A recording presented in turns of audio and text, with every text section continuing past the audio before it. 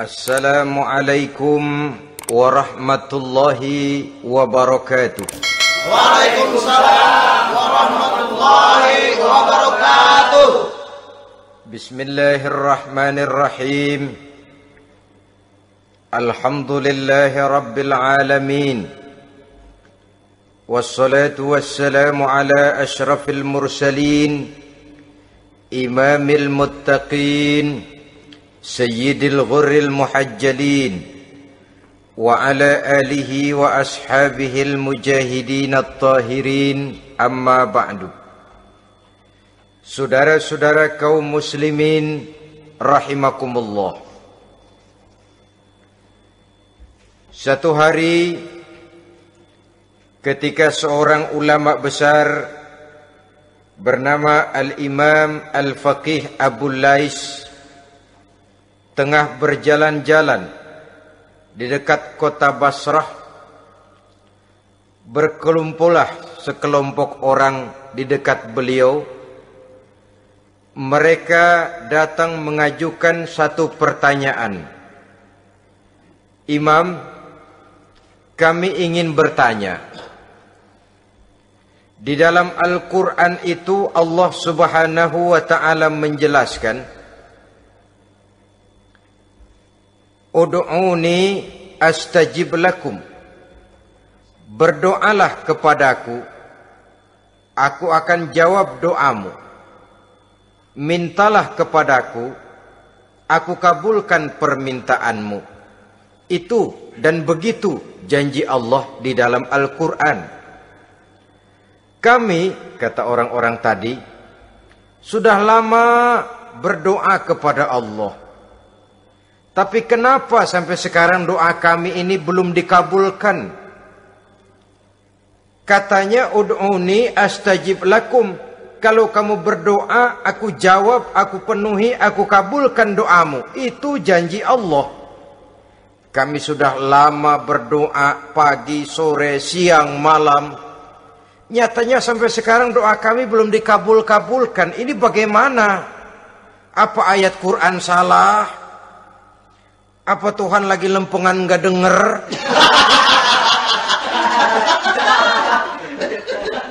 Apa doa kami yang terbalik? Kelihatannya sepele saja ini.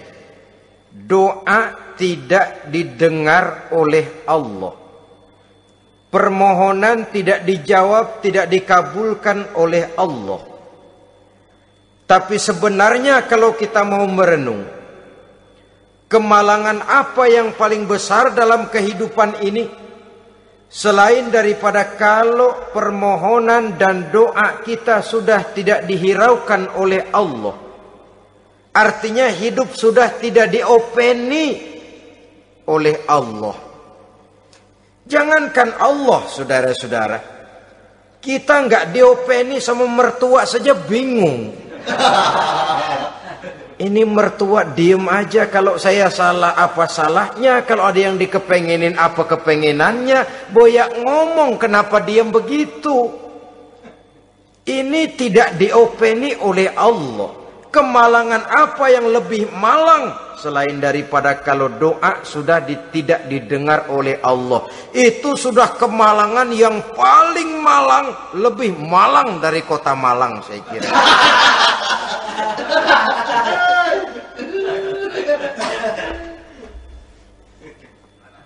Menghadapi pertanyaan ini, Imam Al-Faqih Abu Lais senyum. Lalu beliau berkata, tuan-tuan, tahu kenapa doa tuan-tuan tidak dijawab, permohonan tidak dikabulkan? Allah sudah tidak memperdulikan tuan-tuan ini.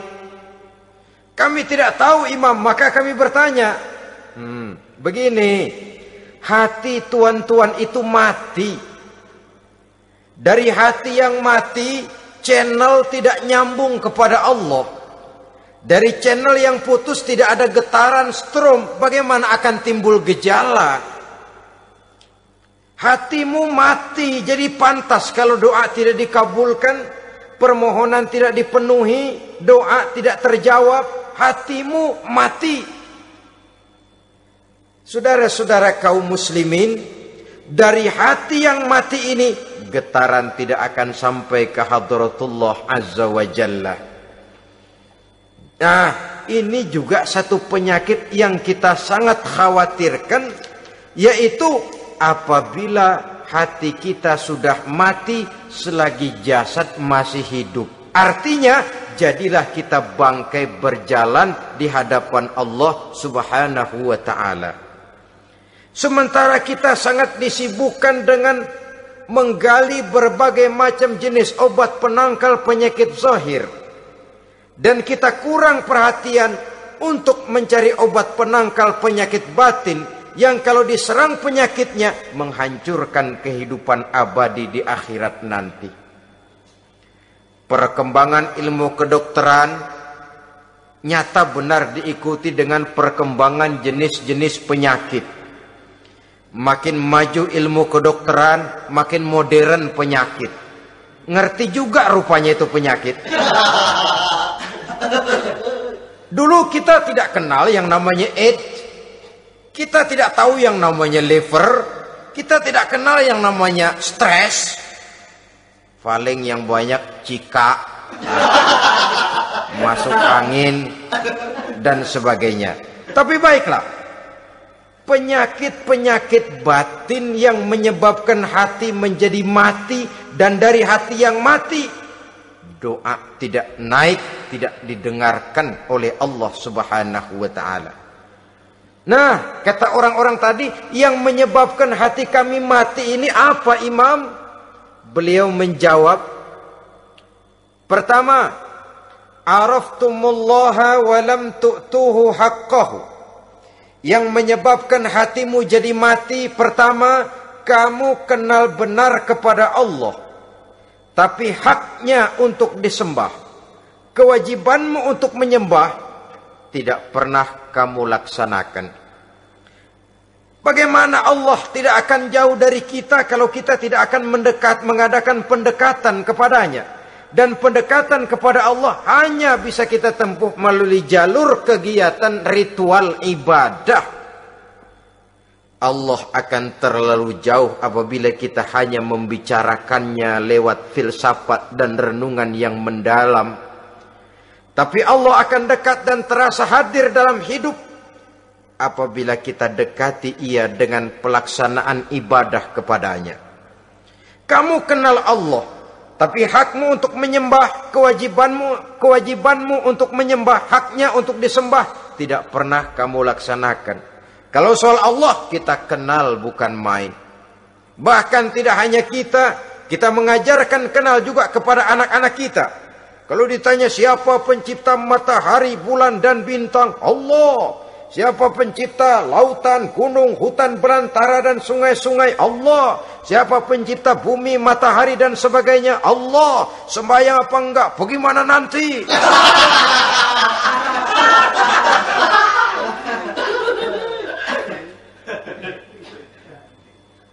Tanpa pendekatan, Allah akan jauh. Apabila Allah jauh, maka doa tidak akan didengarkan olehnya. Oleh sebab itu, logika mengajarkan kepada kita, berpayahlah dulu, wa mal ladzatu illa ba'da ta'ab, inna ma'al usri yusra. Di balik kesulitan menunggu kemudahan.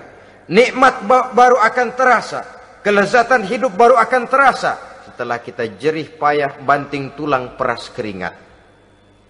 Rasanya memang lebih nikmat sepotong singkong hasil cucuran keringat sendiri ketimbang roti dijejelin orang. Ini berarti kita ingin mohon pertolongan kepada Allah, sementara dengan Allah sendiri kita jauh. Sama saja dalam kehidupan kita analoginya, saudara-saudara. Orang tidak kenal kepada saudara, tahu-tahu jauh dari saudara, tahu-tahu datang mau minjem duit. Apa kesan saudara? Enak aja, kenal enggak, dekat enggak, datang-datang mau minjem duit. Emang duit percetakan bapak lu?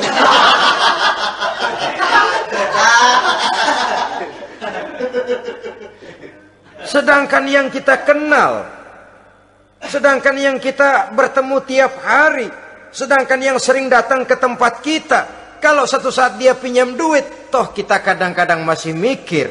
Apalagi datang nggak pernah, berkunjung nggak pernah, ngobrol nggak pernah.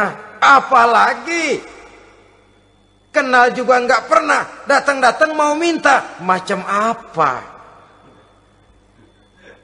Datang nemuin Tuhan setahun 2 kali.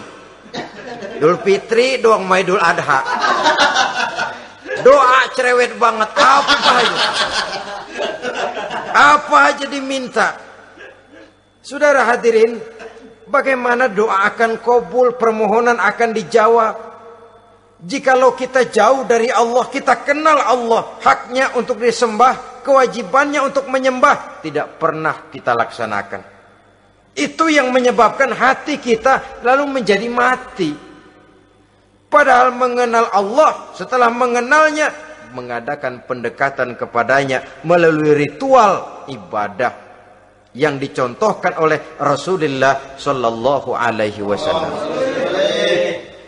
Ini hal pertama yang menyebabkan hati jadi mati. Kamu terlalu kenal Allah, tapi tidak pernah menyembah kepadanya. Sama aja orang kerja kagak, habis bulan mau minta gaji. Karena kita jitak palanya. Macam apa? Kerja enggak, tahu-tahu datang mau minta gaji. Kerja dulu yang baik, habis bulan baru enggak diminta pun memang sudah ada jatahnya. Ibadah dulu kita kepada Allah. Soal Allah memberikan karunia kepada kita, itu hak Allah. Apabila kita dekat dengannya, ibadah yang kita laksanakan benar, karunia itu akan datang kepada kita. Saudara-saudara, yang kedua yang menyebabkan hati jadi mati, qara'tumul Qur'an walam ta'malu bih. Kamu baca Al-Qur'an tapi ajarannya tidak pernah kamu amalkan. Kamu baca Quran tapi isinya kamu injak-injak. Sehingga ada peringatan dari Rasul Sallallahu Alaihi Wasallam. Beliau bersabda, "Iza azzamat ummatid dunya wa fi riwayatin dinaron wa dirhaman nuzi'at minha haibatul Islam. Wa iza turikatil amru bil ma'rufi wan nahyu 'anil munkari hurimat 'alaihim barakatul wahyi. Wa iza tasabat ummati saqatat min 'ainillah." 3 peringatan keras, tapi yang merupakan gejala penyakit kita umat Islam diperingatkan oleh Nabi kita. Pertama, iza azzamat ummatid dunya. Apabila umatku telah terlalu mengagung-agungkan dunia, apabila umatku telah jatuh menjadi umat yang materialistis, segalanya diukur dari sudut keduniaan saja, nuzi'at minha haibatul Islam, maka akan dicabutlah dari mereka kehebatan agama Islam. Hilang kehebatan Islam apabila kita jatuh menjadi umat pengagung dunia, penyembah materi. Nilai kita, keberadaan kita tidak dihargai orang lain. Orang memandang kita remeh saja. Orang Islam gak ada apa-apanya, bayar aja. Bisa dibeli, bisa diatur, bisa dikerjain, garap saja. Nuzi'at minha haibatul Islam, hilang dari mereka kehebatan Islam ini. Kenapa? Mereka telah mengagungkan dunia dan menjadikannya sebagai tujuan. Padahal dunia cuma alat, materi cuma alat, harta cuma alat. Yang kedua, wa iza turikatil amru bil ma'rufi wan nahyu 'anil munkari hurimat 'alaihim barakatul wahyi. Apabila telah ditinggalkan amar ma'ruf dan nahi munkar, maka hilanglah keberkahan wahyu.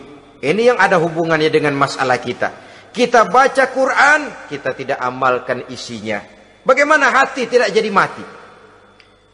Amar ma'ruf dan nahi munkar ditinggalkan orang, hilang keberkahan wahyu. Pada saat itu boleh jadi Quran ada, tapi cuma tinggal tulisan saja. Islam ada, cuma tinggal sekedar nama saja. Diseminarkan, disimposiumkan, dimuktamarkan, tapi tidak dijabarkan dalam kehidupan sehari-hari. Apabila amar ma'ruf dan nahi munkar telah ditinggalkan orang, hilang keberkahan Quran itu. Akibatnya apa? Apabila amar ma'ruf tidak lagi digalakkan orang, nahi munkar tidak dilaksanakan orang, lalu orang menilai sesuatu menurut seleranya sendiri. Mana yang ma'ruf, mana yang munkar, tidak ada lagi patokan utama. Kalau baik kata otaknya, dia kerjakan. Tidak baik menurut otaknya, dia tinggalkan. Agamanya adalah otak, berhalanya adalah akal. Akhirnya umat kehilangan pedoman. Tidak lagi jelas mana batas yang ma'ruf, mana batas yang munkar. Dalam kondisi sedemikian, akhirnya akan terjadi penjungkiran nilai. Paling celaka nantinya, yang ma'ruf malah dianggap munkar, yang munkar malah menjadi ma'ruf. Peringatan ketiga dari Nabi, wa iza tasabat ummati saqatat min ainillah. Apabila umatku sudah saling berbantahan, apabila umatku sudah saling caci memaki, saqatat min ainillah, jatuhlah mereka dalam pandangan Allah Subhanahu wa taala.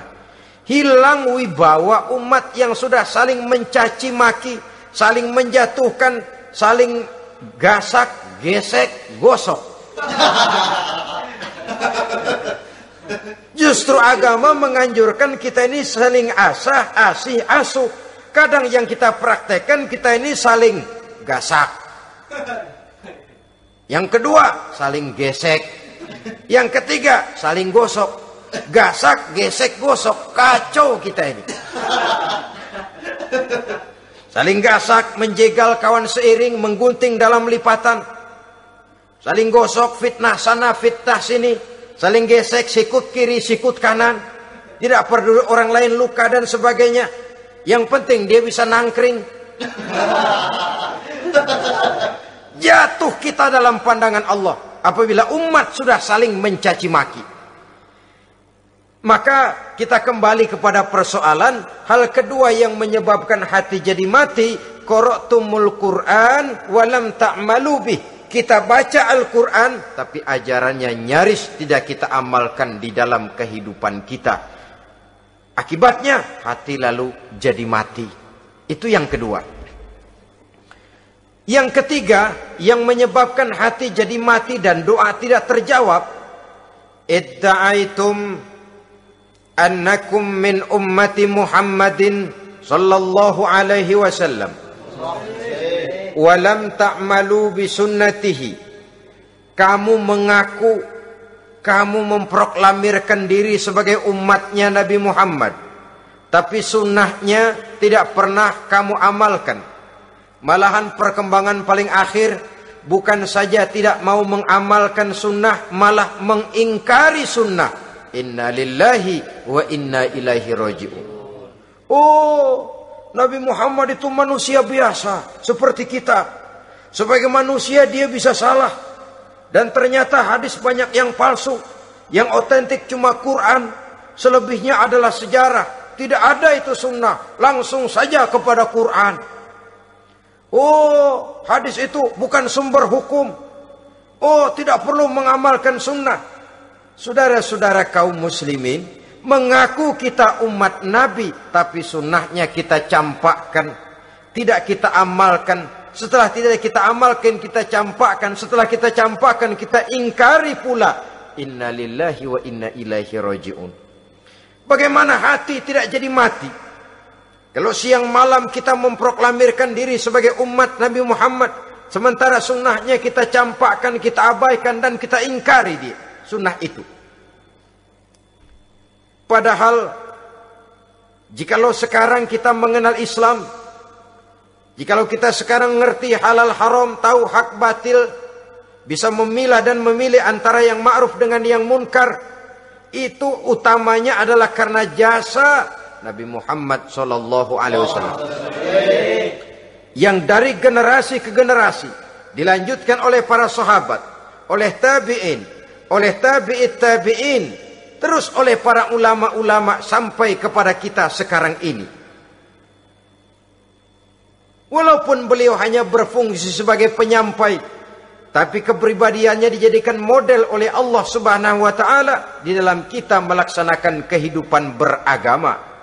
Bahwa beliau manusia seperti kita, memang dalam arti unsur biologisnya ya manusia, punya darah, punya daging, punya hati, punya perasaan, bisa sedih, bisa gembira, tetapi beliau itu termasuk basyarun la kal basyar, manusia yang tidak seperti manusia pada umumnya, punya spesifik.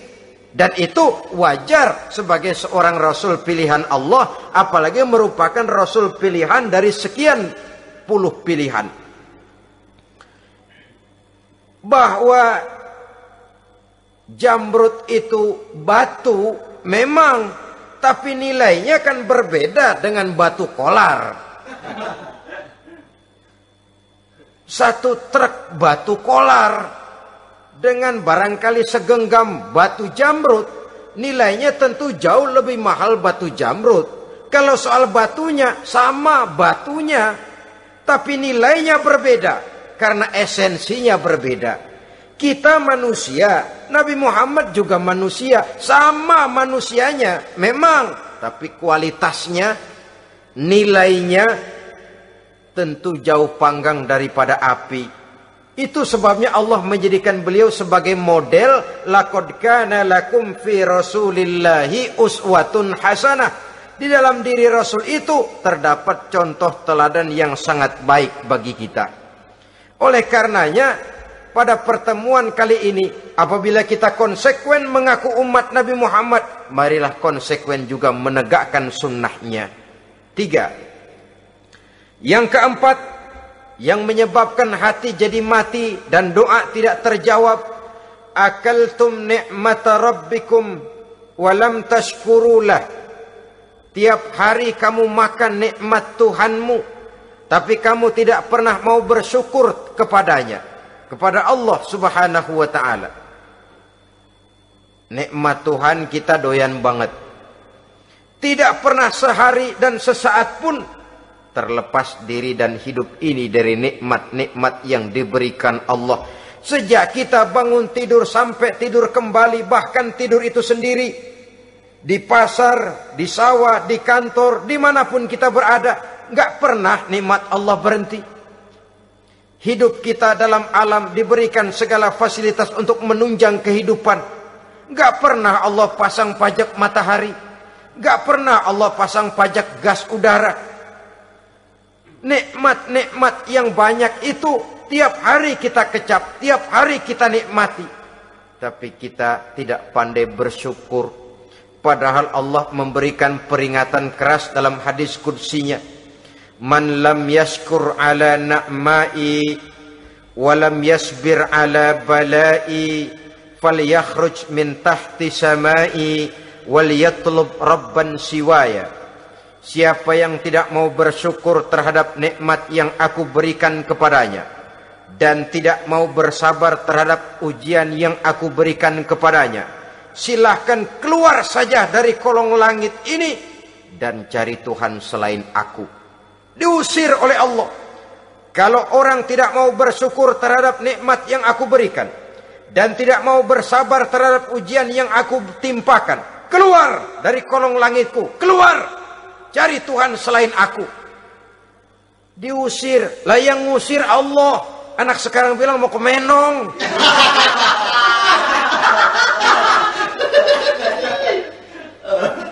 Kalau diusir kita dari Jakarta, masih bisa pindah ke Bandung. Diusir kita dari Bandung, bisa pindah ke Jogja, Solo. Diusir kita dari Indonesia, bisa pindah ke Singapura, Malaysia. Diusir dari kolong langit, mau cari langit mana lagi? Kalau kau tidak mau mensyukuri nikmatku, tidak sabar terhadap ujian yang aku berikan kepadamu, keluar saja, keluar dari kolong langitku ini, cari Tuhan selain aku. Kalau istilah kita mah Tuhan udah jengkel banget udah itu. Nikmatku, yang nikmat yang aku berikan kau makan, tapi kepadaku engkau tidak pernah mau bersyukur. Saudara-saudara kaum muslimin rahimakumullah, wajar. Kita dulunya tidak ada, sekarang ada, nikmat. Susunan biologis manusiawi kita demikian cantik, nikmat. Tinggal di bumi, fasilitas yang kita perlukan disediakan, tinggal kemampuan kita mengelolanya. Nikmat. Diberikan kita otak yang membedakan kita dengan binatang, nikmat. Diberikan kita agama, diutus para rasul untuk jadi model dalam kehidupan kita, nikmat. Kalau cara kita emang kurang apa sih? Apa yang kurang, hai manusia? Engkau tidak ada, aku adakan. Kalau aku perintahkan kau tinggal di bulan, mungkin kau tidak akan sanggup hidup. Begitu lahir juga kelepek-kelepek habis. Ya nggak ada HO2 toh di bulan, mau ngisap apa? Aku perintahkan tinggal di permukaan bumi. Alamnya indah, fasilitas serba menunjang. Nikmati semuanya, semuanya untuk kamu, semuanya. Satu pintaku, syukuri nikmat yang aku berikan kepadamu. Ya bukan cuma syukur dalam ucapan, syukur dalam perbuatan. Banyak nikmat yang diterima, makin banyak dia sujud, makin banyak dia ruku, makin banyak dia mengadakan pendekatan kepada Allah. Syukur dalam artian berupa tindakan dan perbuatan, mempergunakan nikmat sesuai dengan kehendak yang memberikan nikmat itu sendiri kepada kita. Saudara-saudara kaum muslimin rahimakumullah, ini penyakit yang keempat. Kamu makan nikmat Tuhanmu, tapi kamu tidak pernah pandai bersyukur kepadanya, mensyukuri nikmat yang diberikan tadi. Bagaimana hati tidak jadi mati? Kita sibuk mempersolek jasmani, mencari obat penangkal penyakit zahir. Maka yang ramai di zaman sekarang, saudara lihat, salon, fitness, senam, macam-macam jenis. Tidak ada salahnya dan tidak ada jeleknya. Tapi kalau itu sampai melupakan kita kepada memperindah batin, memperbaiki jiwa, artinya bukankah kita perlahan tapi mempersiapkan diri menjadi bangkai berjalan di hadapan Allah. Dengan operasi plastik, yang pesek jadi mancung, yang sipit jadi belok, kulit keriput jadi kencang, pipi terlalu cekung bisa diatur. Saudara-saudara, tapi kalau hati yang rusak, jiwa yang rusak, kemana lagi kita akan berobat kalau bukan kepada agama? Maka hati itu jadi mati apabila kita selalu memakan nikmat Allah dan tidak pandai mensyukuri nikmat itu. Dari hati yang mati tidak akan ada getarannya. Oleh sebab itu doa tidak terjawab. Selanjutnya yang menyebabkan doa tak terjawab dari sebab matinya hati, qultum annal mauta haqqun wa lam tasta'iddu lahu. Kamu berkata, kamu yakin bahwa mati adalah sesuatu yang benar, tapi kamu tidak pernah punya persiapan untuk mati. Padahal menurut logika, orang yang akan bepergian jauh tentu dia harus mempunyai bekal yang cukup. Semakin jauh jarak perjalanan yang akan ditempuhnya, semakin banyak perbekalan yang harus dibawanya. Dahulu, seketika beberapa jamaah dari Yaman akan melaksanakan ibadah haji dengan nekat, mereka berprinsip, pokoknya kan berangkat haji jadi tamunya Allah, nanti Allah yang akan ngelayanin. Mereka nekat, modal badan doang berangkat. Diadukan kepada baginda Rasul, lalu turun peringatan dari Allah, wa tazawwadu fa inna khairaz zadi taqwa. Jangan begitu, bawa bekal. Sesungguhnya bekal yang paling baik adalah takwa. Bahwa berangkat dengan bekal takwa itu bekal yang paling utama. Tapi bekal-bekal yang lain pun jangan diabaikan. Kalau kita akan berangkat untuk tujuan yang baik, bekal yang paling utama memang takwa. Tapi tidak berarti harus mengabaikan bekal-bekal yang lain. Begitulah, semakin jauh perjalanan yang akan kita tempuh, semakin banyak bekal yang harus kita hadapi. Kalau saudara mau pergi ke Surabaya, tidak membawa bekal kemudian berani berangkat, rasanya sih saya pikir itu bukan berani, nekat namanya. Sama saja orang belum pernah sembahyang mati. Nekat tuh orang, berani amat. Belum berbuat kebaikan barang sedikit pun sudah mati, nekat namanya itu. Sama saja tadi, nggak bawa bekal apa-apa berangkat ke Surabaya. Sampai Surabaya belum tentu, sengsara udah jelas. Belum punya bekal yang baik sudah mati. Sampai ke surga belum tentu, tapi kebelangsak dan sengsara rasa-rasanya pasti itu. Oleh karena itu, kalau kita yakin mati sesuatu yang benar, sesuatu yang pasti datang menimpa, maka hendaklah kita mempersiapkan bekal. Kemudian, idda'aitumun najata minan nar wa ramaitum fiha anfusakum. Kamu memproklamirkan diri ingin selamat dari neraka, tapi kamu lemparkan dirimu ke dalam neraka. Bagaimanapun bajingannya bajingan, kalau ditanya, ente mau masuk neraka enggak? Jawabannya pasti enggak. Itu pasti perbuatannya sendiri yang melemparkan dirinya ke dalam neraka, membiarkan dirinya berlarut-larut, bertimbun-timbun dalam dosa dan kesalahan, dan tidak akan ada niatan untuk memperbaiki diri. Hanyut di meja judi, habis ditelan minuman keras, fitnah sana, fitnah sini, hasud sana, hasud sini. Padahal mulutnya ingin selamat dari neraka, perbuatannya malah melemparkan dirinya ke dalam api neraka. Tidak ada orang yang lebih sayang kepada diri kita selain kita sendiri. Dan menyayangi diri itu tidak cuma dengan memandikannya sehari 3 kali, memakaikannya parfum dengan segala macam merek, memakai sabun yang wangi-wangi, minyak yang harum-harum. Lebih daripada itu, jaga dan sayangi diri. Jangan jatuhkan dia ke dalam perbuatan-perbuatan yang bisa menjerumuskan diri itu ke dalam neraka.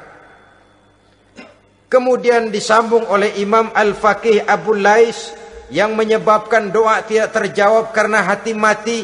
Idda'aitum dukhulal jannah walam ta'malu laha. Kamu ingin masuk surga, tapi kamu berat mengamalkan perbuatan yang bisa menyampaikan kamu ke surga.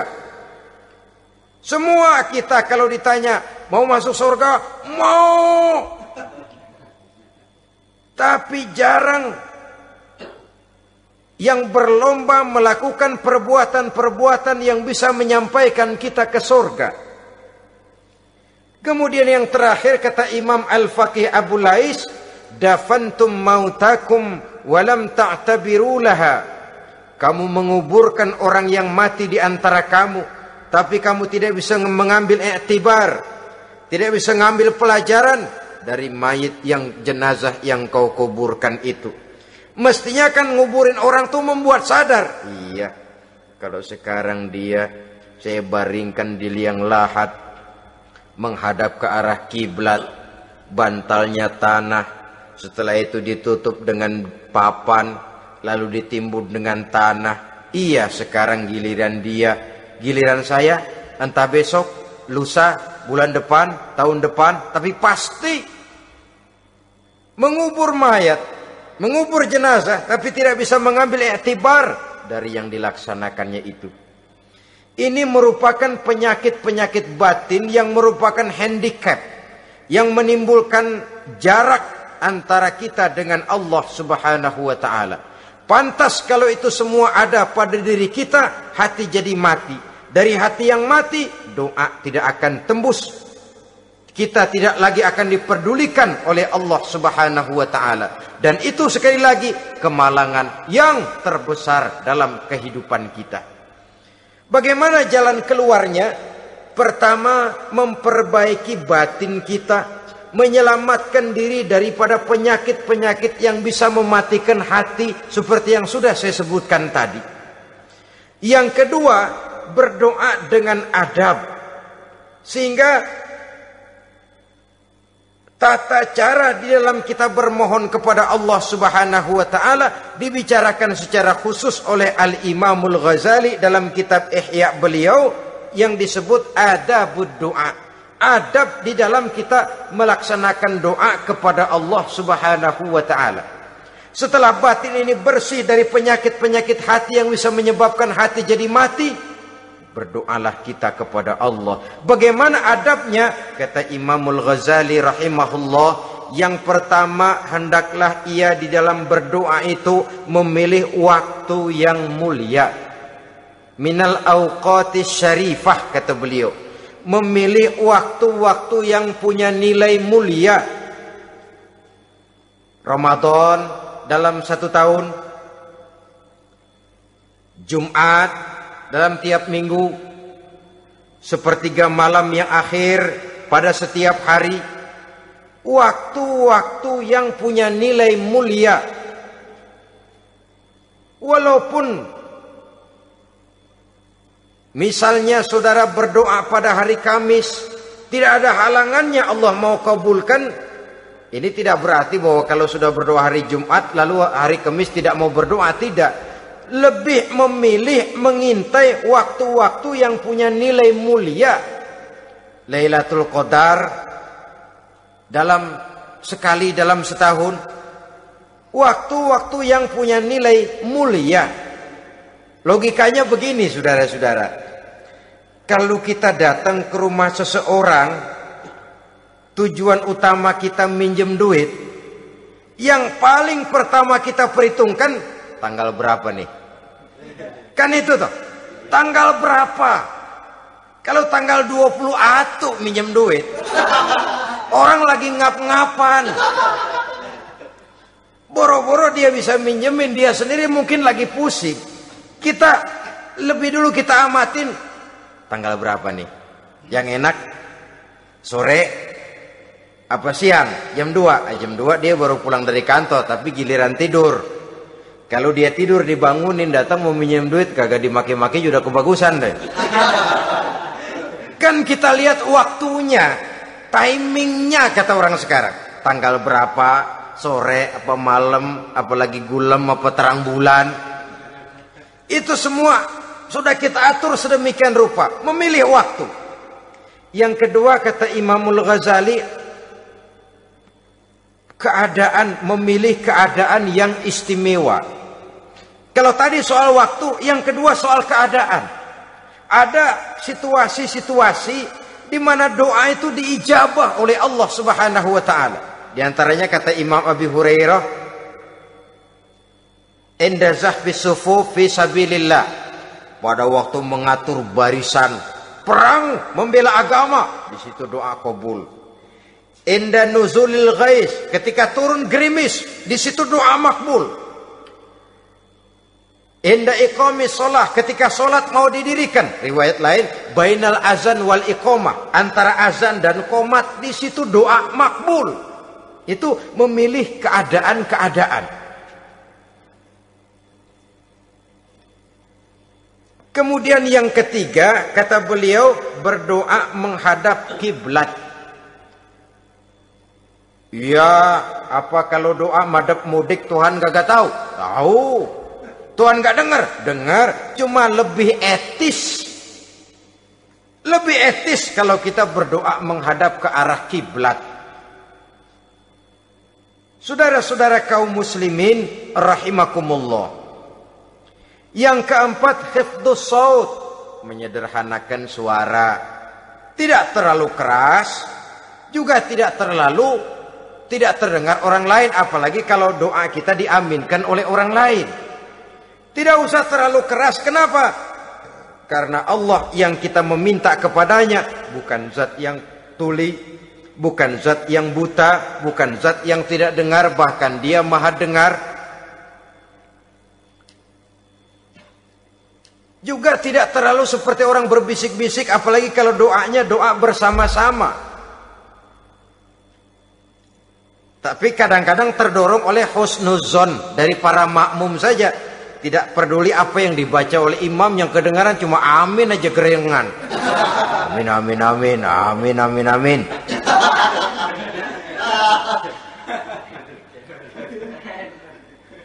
Juga tidak terlalu keras, seperti orang berdoa, seperti orang pidato. Saudara-saudara kaum muslimin rahimakumullah. Yang kelima, alla yatakallafa saja fid du'a. Dalam berdoa, kalau istilah kita, jangan nyelongcong. Sajak sujak ini menunjukkan sikap berani kepada Allah. Misalnya ada orang berdoa, ya Allah ampunilah saya kalau engkau mau. Kalau Allah mau. Kasihanilah saya ya Allah kalau engkau mau. Itu doa orang songong. Atau sama saja, ya Allah berilah saya rezeki dikit aja. Emang kenapa pakai begitu?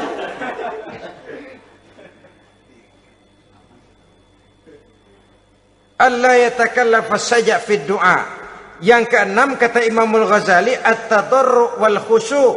Dengan tadarru' dan khusyu', dengan sikap tawadu, benar-benar ya seperti kitalah kalau datang memang menghajatkan pertolongan dari seseorang, segala action kita atur supaya hajat kita itu kabul, kan begitu. Kadang-kadang istilah orang kalau perlu ngesor mah ngesor dah, yang penting permintaan dikabulkan, gitu saja. Kita lihat sekarang ini, ramai orang bicara soal film-film Parno. Kelihatannya pendatang-pendatang baru, pokoknya asal bisa main dah, bugil ya bugil dah. Yang penting nyohor, bisa tampil. Walaupun dalinya semua sama, mula-mula cuma iseng. Adegan panas bagaimana? Kalau tuntutan skenario apa boleh buat? Apa boleh buat? Emang nggak bisa milih. Setelah film beredar baru saya juga jijik ngelihat, lah tadi kemana waktu bikin? Udah jadi baru jijik, bikinnya merem memang itu.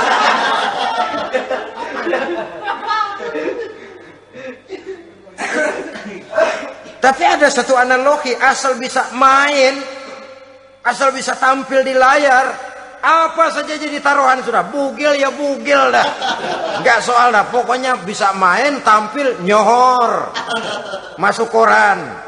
Udah seperti kata-kata orang Arab, bul ala zamzam fatu'raf. Kalau pengen terkenal kencingin sumur Zamzam. Artinya apa? Bikin yang aneh-aneh, yang orang nggak kerjain, ntar ngetop. Yang ngetop lempengan jeleknya. Sumur Zamzam dikencingin, kan nyohor itu. Sedunia orang kenal. Kenapa? Gila. Saudara-saudara kaum muslimin rahimakumullah, sangat kita sayangkan kalau lalu orang berlomba-lomba dengan cuma modal paha mulus, wajah cantik, dimauin apa saja mau, lalu bisa tampil. Akibatnya yang jadi korban adalah anak-anak kita. Disuguhi tontonan-tontonan yang meracuni jiwa mereka. Walaupun akibatnya barangkali ya lain, seperti band orkes dengan film memang akibatnya tidak langsung ya. Kalau band orkes akibatnya langsung, dia bisa berantem di tempat lokasi. Film orang nonton tahu dia di tempat itu, bukan di tempat itu dia praktek, pulang jadi pikiran dia. Tadi serem ya, ntar kalau udah kesempatan kita praktek. Ntar ngancemnya itu yang gak enak. Tapi yang saya analogkan dengan persoalan kita, tingkah pola artis apapun dilakukan asal bisa main. Nah itu tuh, asal dapat kesempatan acting. Dalihnya ya tuntutan skenario lah. iseng lah, macam-macam lah. Tapi yang jelas satu target, saya harus dapat kesempatan main. Untuk sampai ke situ, cara apa saja harus saya tempuh. Tidak peduli harus menginjak-injak norma dan budaya bangsa yang luhur. Tidak peduli harus bertentangan dengan kaidah agama. Tidak peduli hasilnya meracuni umat masyarakat, terutama generasi muda. Yang penting kan ngetop. Saudara-saudara, baiklah ya, itu soal lain. Tapi soal kita ialah at-tadarru wal khusyu'. Bermohon kepada Allah dengan tadarru, khusyuk dan tawadhu. Seperti kalau kita mau bermohon kepada seseorang, kita malah merendahkan diri. Pak, saya memang orang gak mampu, Pak. Utang saya udah selebar kampung, Pak. Anak udah 16 seperempat. Apa saja kita meratap, menghibah, mengeluh, merintih, ujungnya kan yang penting gue minjem duit dapat dah gitu. Apa kayak diomongin, pokoknya pulang bawa duit, itu saja. Itu strategi manusiawi. Kalau ini kita adakan konteks, oh iya, kepada Allah lebih lagi kita tadarru, khusyuk, tawadhu. Doa dengan tawadhu, sebab kita akan bermohon kepada yang serba maha. Menghadap ke arah kiblat, duduk bertafakur dengan khusyuk, tawadhu. Jangan doa sembari tolak pinggang.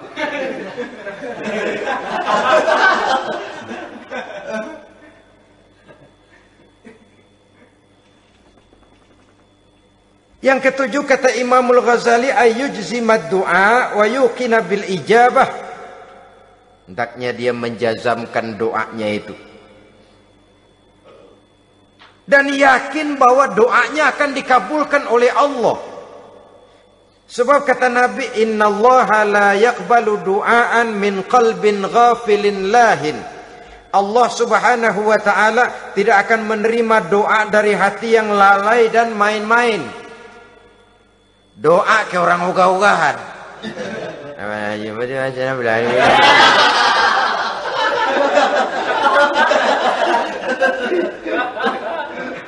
Kali malaikat nyongok dong, lu minta apa lu?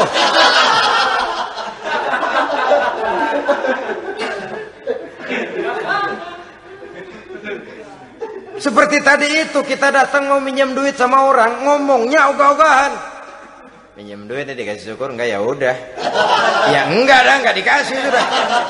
Kenapa? Mintanya begitu. Enggak serius dan enggak yakin bahwa doanya akan dikabulkan. Kalau kita sudah punya keyakinan, jangan-jangan doa saya enggak diterima Allah. Enggak. Kata Allah, ana inda zanni abdi bi. Aku sih bagaimana menurut sangka hambaku kepadaku saja. Kalau sangkanya baik, aku baik. Kalau sangkanya doanya dikabulkan, aku kabulkan. So itu doa harus dengan pasti dan harus dengan yakin doa itu akan dikabulkan dan meluruskan harapan, membenarkan cita-cita, meluruskan maksud apabila doa itu dikabulkan oleh Allah Subhanahu wa taala. Saudara-saudara, oleh karenanya jangan doa setengah hati. Jangan berdoa sambil main-main. Apalagi menghadap kiblat dengan dua tangan terangkat sebagaimana dicontohkan oleh Rasulullah sallallahu alaihi wasallam. Bahwa berdoa tanpa mengangkat kedua tangan pun Allah tahu, Allah dengar, tapi kelihatannya kurang serius. Seolah-olah terserah ada Tuhan, mau dikasih ya kasih, enggak ya udah. Seolah-olah kita tidak serius dalam berdoa. Kemudian yang berikutnya kata Imamul Ghazali, ayyaftatahad du'a bi zikrillah fala yabda'u bi su'al. Hendaknya dia mulai berdoa itu dengan menyebut nama Allah, berzikir kepada Allah, fala yabda'u bi su'al, jangan langsung memulai dengan permintaan. Ini tata krama etisnya. Sama juga orang kirim surat, salam sejahtera kami haturkan, padahal mah nggak ada itu juga nggak apa-apa. Itu kan maksud mukaddimah saja. Besar harapan kami semoga Bapak dan keluarga di sini pun berada dalam keadaan sehat walafiat. Selanjutnya kami telah dengar dari berbagai teman tentang kedermawanan Bapak, tentang bantuan Bapak di berbagai bidang yang menyangkut sosial pendidikan. Sehubungan dengan itu maka kami bermaksud mengajukan permohonan. Baru masuk itu mah 15 kalimat kesonoin, urusan lain. Intinya sehubungan dengan itu kami bermaksud memohon kepada Bapak. Kita mulai. Salam sejahtera kami haturkan, bersama ini pula kami macam-macam lah. Sama juga seperti tadi itu. Kita datang mau minjem duit. Datang karena kita tahu datang habis bulan. Malam terang bulan. Udaranya sejuk. Ngobrol lah kita. Dapat teh. Apa kabar Pak? Baik. Aduh Bapak sih, untung dah Pak. Kayak pemurah lagi. Saya tahu Bapak banyak nyumbang di mana-mana.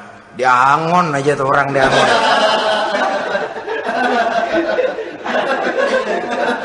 Kira-kira udah mau telap aja baru dikedat. Ngomong-ngomong Pak. Nah, mulai nih kalau udah ngomong dah tuh mulain. Baru masuk. Jadi etisnya berdoa itu dimulai dengan zikrullah. Karena itu umumnya dimulai dengan alhamdulillahirabbil alamin. Kita puji dulu Allah. Alhamdulillahirabbil alamin hamdan yuwafi ni'amahu wa yukafi'u mazidah. Kita puji dulu Allah. Seperti orang tadilah. Kita puji dulu kebaikannya. Walaupun pada akhirnya kita minjem duitnya. Sebenarnya Allah nggak perlu dipuji toh. Dipuji atau tidak Allah tetap termulia. Ini etis manusia. Allah tidak berharap untuk dipuji oleh manusia. Allah tidak untung seluruh alam memujinya.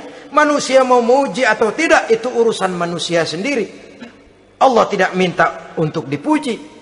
Allah juga tidak gila kepada pujian. Kalau kita memulai doa dengan pujian, etis kita kepada Allah Subhanahu wa taala di dalam kita bermohon kepadanya. Saudara-saudara kaum muslimin rahimakumullah. Kemudian menyesuaikan doa dengan kondisi. Ini termasuk syarat batin ya, taubat wa raddul mazalim kata Imam Ghazali, menolak segala macam kezoliman. Artinya kalau berdoa itu tahu diri. Kalau gaji kita sebulan 700 atau 800 900 ribu, berdoa minta rezeki 1 juta, itu tahu diri namanya. Kan cuman kurang 100 ribu. Ya, kalau kerja kagak minta gajian 1 juta. Pengen doa dikabulkan, rasanya secara etis nggak tahu diri orang berdoa seperti itu. Orang datang mau minta duit, mau pinjam duit kepada kita, kan kita lihat kira-kira mampu ngembaliin nggak nih orang. Kita lihat, kita evaluasi kemungkinannya. Lalu si yang minjem tentu tahu diri. Kalau memang kekuatannya ngembaliin tidak seperti kekuatannya mulangin, hendaknya dia timbang rasa. Begitu juga kepada kita etisnya kepada Allah Subhanahu wa taala. Tahu diri, menyesuaikan doa dengan keadaan. Kalau tidak ada gap terlalu jauh panggang daripada api, nanti nasibnya bagai si pungguk merindukan bulan. Apabila adab-adab di dalam berdoa ini kita perhatikan, sejak dia dari adab yang zahir sampai kepada adab yang batin, kemudian penyakit-penyakit yang membuat hati itu jadi mati, maka insya Allah doa kita dijabah oleh Allah Subhanahu wa taala.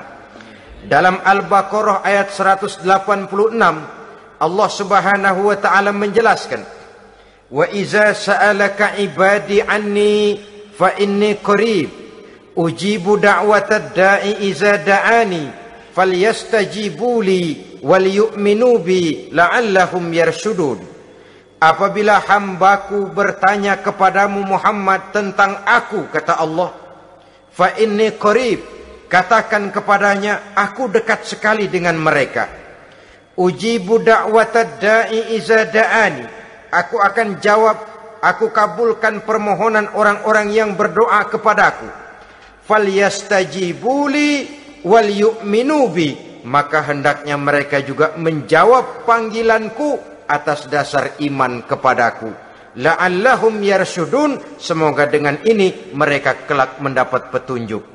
Saudara-saudara, Al-Baqarah 186 ini dengan nyata menjelaskan kepada kita, Allah akan menjawab doa, mengabulkan permohonan apabila kita falyastajibuli wal yu'minu bi, juga menjawab panggilan Allah atas dasar beriman kepadanya.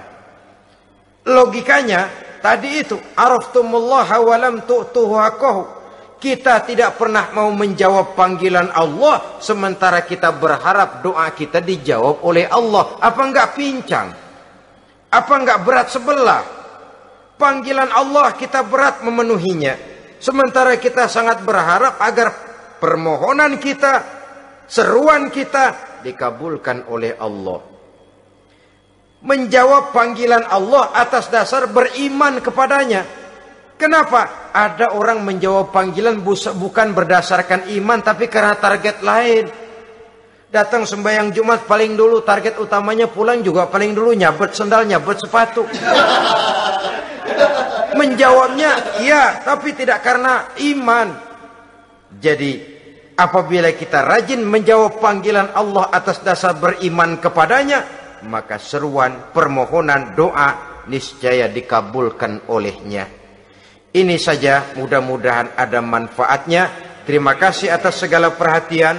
Mohon maaf atas segala kekurangan.